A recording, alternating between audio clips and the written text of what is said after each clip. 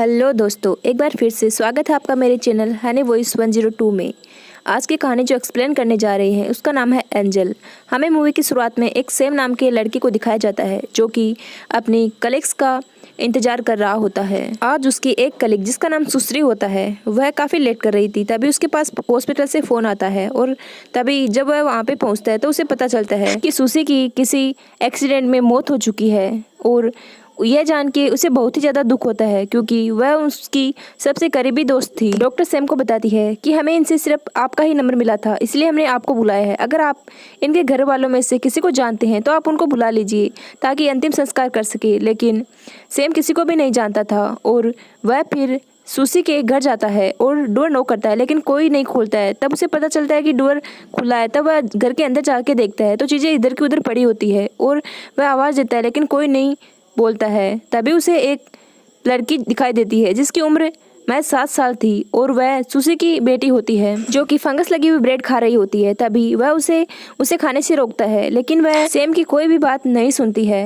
अब बहुत देर बाद में उसे पता चलता है कि वह न तो देख सकती है और ना ही कुछ सुन सकती है और ना कुछ बोल सकती है। अब सैम सुशी के एक्स हस्बैंड को फ़ोन करता है और उस बच्चे के बारे में बताता है लेकिन वह कहता है कि मेरा उसकी माँ और उस बच्ची से कोई लेना देना नहीं है। अब सैम एक कोने में बैठ के सिगरेट पीने लगता है। तभी उसकी स्मेल से वह बच्ची उसकी ओर अट्रैक्ट होती है क्योंकि उसकी माँ भी सिगरेट पिया करती थी और वह आके सैम के गले लग जाती है। लेकिन तब उसे महसूस होता है कि ये तो कोई अनजान शख्स है। तो फिर वह जोर जोर से रोने लगती है और उसके रोने की आवाज़ सुन के उस मकान की मालकिन जो है वो वहाँ पे आ जाती है और उसे वह उसका बच्ची का बाप समझती है और उसे डांटती हुई कहती है कि तुम दोनों पति पत्नी के झगड़े के बीच में ये बेचारी बच्ची फंसी हुई है। अगर तुमसे इसका ख्याल नहीं रखा जाता है तो तुम इसे किसी चाइल्ड केयर वाले को दे दो। तभी सैम उसे बताता है कि इसकी माँ की मौत हो चुकी है। तभी वह मालकिन उसे बताती है कि इस मकान का जो है कॉन्ट्रैक्ट अभी पूरा होने वाला है और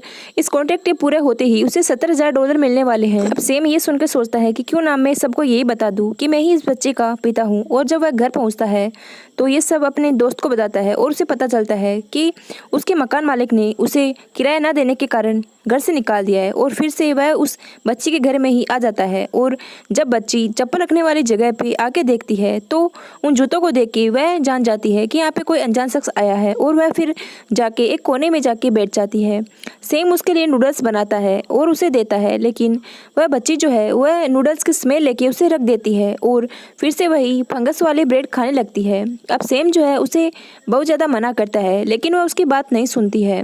तभी वह गुस्सा आके उसको फेंक देता है और उसकी जगह खाने की चीज़ें रख देता है। लेकिन अब फिर से वह बच्ची चप्पल रखने वाली जगह पे जाके चेक करती है और उसे वह जूते नहीं दिखाई देते हैं क्योंकि सैम ने वह जूते कहीं छुपा दिए थे क्योंकि वह देखना चाहता था कि अकेले में वह बच्ची क्या करती है। ये सब जान के बच्ची के चेहरे पर एक अजीब ही स्माइल सी आ जाती है और अब वह अपनी ब्रेड खाने के लिए ढूंढ रही होती है। लेकिन जब बच्ची को ब्रेड नहीं मिलती है तो वह ज़ोर ज़ोर से रोने लगती है।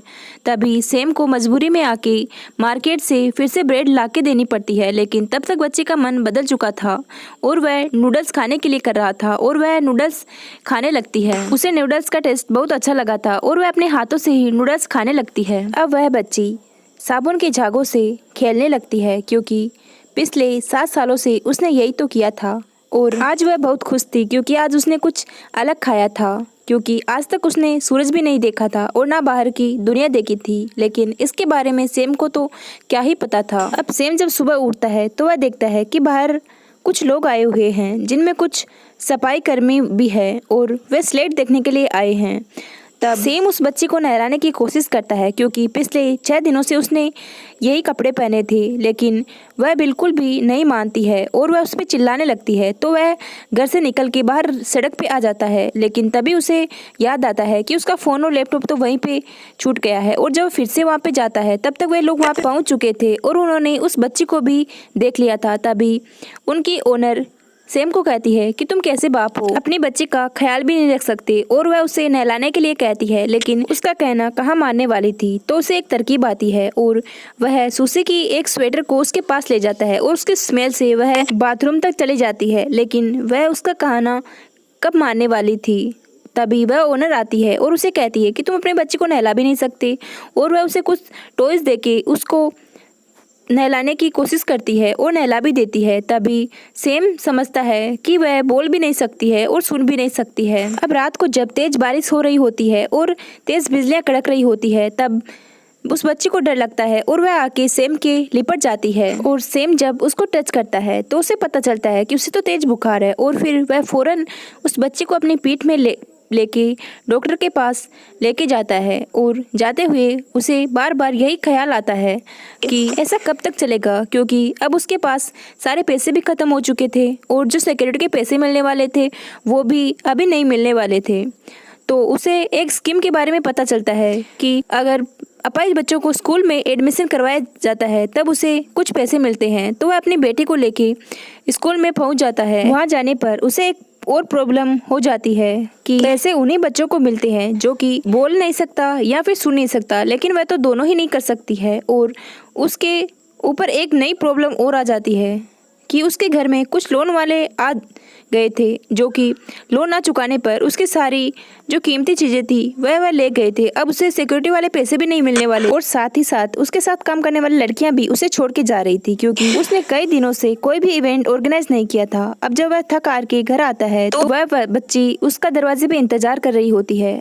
आज सेम उस बच्ची को कुछ पढ़ना और लिखना सिखाता है। वह उसके हथेली पे कुछ वर्ड लिखता है और वह बच्ची उनको पढ़ने की कोशिश करती है, और वह पहला नाम उसे डैड लिखना सिखाता है। अब फिर से जब सेम सुबह अपने ऑफिस जाता है तो उसे पता चलता है कि उसकी कंपनी को कोई टेक ओवर कर रहा है। और जब वह आता है तो बच्ची उसका इंतजार कर रही होती है, लेकिन वह उसे बिना बताए ही सोने के लिए चला जाता है। उसने उस बच्ची का नाम जूली रखा था। सेम सुबह ऑफिस पहुंचता है तो उसे पता चलता है कि उसके रूम पार्टनर ने धोखे से उसकी कंपनी की जगह ले ली है और उसका पार्टनर बन गया है। और वह सेम को कहता है कि अब कंपनी मेरी है और तुम्हें मेरे अंडर काम करना होगा। और ये सब जान के उसको बहुत ही बुरा लगता है। और वह जब बाहर आता है तो वह देखता है कि उसका पार्टनर जो है वह उस लड़कियों को परेशान कर रहा है जो कि कभी उसके लिए काम किया करती थी। और वह जाके उसको बहुत ही मारता पीटता है और उस लड़की को सही सलामत उसके घर छोड़ता है। अब ये सीन देख के आपको एक बात का अंदाजा तो हो गया होगा कि सेम दिल का बुरा नहीं है। अब जब वह फिर से घर पहुंचता है तो आज देखता है कि जूली इसका इंतजार नहीं कर रही है, और तभी उसके फ़ोन में नोटिफिकेशन आता है कि उसका क्रेडिट कार्ड बंद कर दिया गया है। और जब वह फर्स्ट देखता है तो उसमें भी कुछ पैसे ही थे जिनसे एक वक्त का खाना भी नहीं खरीदा जा सकता था।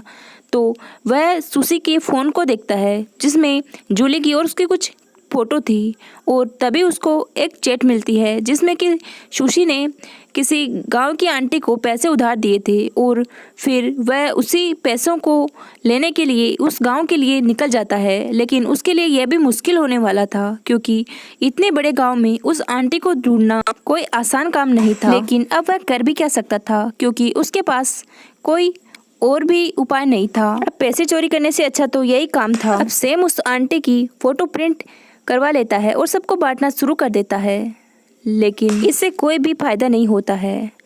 पर जूली तो आज पहली बार ताज़ा हवा खा रही थी और उसने सूरज को महसूस किया था और वह बहुत ही ज़्यादा खुश थी। लेकिन सेम जब वापस गाड़ी में आता है तो वह देखता है कि जूली वहाँ पे नहीं है, और तभी उसकी नज़र पास के खेत में पड़ती है जहाँ पे जूली उन किसानों के साथ बैठी थी। और वह भी वहाँ पे जाके उनसे दोस्ती कर लेता है, उनके साथ खाना खाता है। और तभी वह किसानों से बताता है कि तुम्हें यहाँ रहना है तो तुम्हें खेती करनी पड़ेगी, और वह इसके लिए राज़ी हो जाता है। लेकिन एसी वाले रूम में बैठ के काम करना और खेत में काम करने में बहुत ही बड़ा अंतर था, और वह सेम को एक ही रात में पता चल जाता है। और वह फिर से अगले दिन से अपना सफ़र के लिए निकल पड़ता है। अब उसको प्यास लगती है लेकिन दूर दूर तक पानी नहीं दिखाई दे रहा होता है। तब वह उसे पास में ही तरबूज का खेत दिखाई देता है, और वह जाके एक तरबूज चोरी कर लेता है और तरबूज खा लेता है, और साथ ही साथ जूली को भी तरबूज खिलाता है और उसे हथेली पे तरबूज लिखना सिखाता भी है, और उसे बताता है कि ये जो तुम खा रही हो ये इसी का नाम है। और तभी उसके मुंह में बीज आते हैं तो सेम उसे बताता है कि इसे फेंका जाता है। तभी एक पर्क नाम की लड़की वहाँ पे आती है क्योंकि उसने सेम को तरबूज चुराते हुए देख लिया था, लेकिन जूली को उसके साथ देख के वह उसे कुछ भी नहीं कहती है। तभी सेम उसे उस आंटी की फ़ोटो दिखाता है, उसके बारे में पूछता है। तभी पग उसे कहती है कि अगर तुम्हें इस गांव के लोगों की मदद चाहिए तो पहले तो तुम्हें उसकी चीज़ों को चुराना बंद करना होगा। और फिर वे दोनों, बारिश हो रही होती है, तब गाड़ी में ही बैठे होते हैं, लेकिन जूली जो है वह जिद करने लगती है कि उसे बाहर जाना है, लेकिन सैम उसे मना कर देता है। तो वह गुस्सा होके नाराज होके बैठ जाती है और वह उसकी नाराज़गी से पिघल जाता है और उसे बाहर ले आता है। अब सैम जूली के पीछे पीछे छाता लेकर भाग रहा होता है और जूली जो है वह बारिश का मज़ा ले रही होती है, क्योंकि आज उसे पहली बार यह सब करने को मिल रहा था। अब सैम और जूली जब कार में बैठे होते हैं तभी वह पक नाम की लड़की उनके पास आती है और उनको अपने घर ले जाती है, जहाँ पे वह अपने 2 कजन और एक बूढ़े पिता के साथ रहा करती थी और वे सब मिलके वहाँ पे खाना खाते हैं। तभी जूली अपने मुंह से खाना निकाल के सैम को दे रही होती है और सैम ये देख के गुस्सा हो जाता है और उसे डांटने लगता है। तभी पक के पिता जो है वो उसे बताते हैं कि मेरी माँ भी ऐसे ही थी और वही ऐसा करती थी। तब हमने डॉक्टर से पूछा तो डॉक्टर ने बताया कि ये इन तरह के लोगों का प्यार जताने का तरीका होता है। और ये सुन के सैम तो मन ही मन में रो देता है और उसको लगता है कि इतने चंद दिनों में उस लड़की ने उसे अपना बना लिया और उसे इतना प्यार करती है। फिर वह उसका हाथ पकड़ लेता है और पूरी रात उसका हाथ नहीं छोड़ता है, लेकिन वह सोचता है कि उसे तो खुद खाने के पैसे नहीं है, तो फिर वह उस बच्चे का ख्याल कैसे रखेगा। और जब सुबह होती है तो सैम देखता है कि पक के पिताजी जो है वो कुछ कर रहे होते हैं।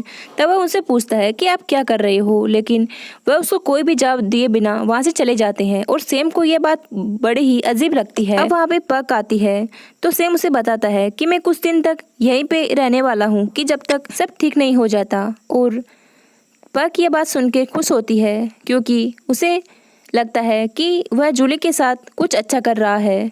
और लेकिन उसे नहीं पता था कि ये जूली का असली पिता नहीं है।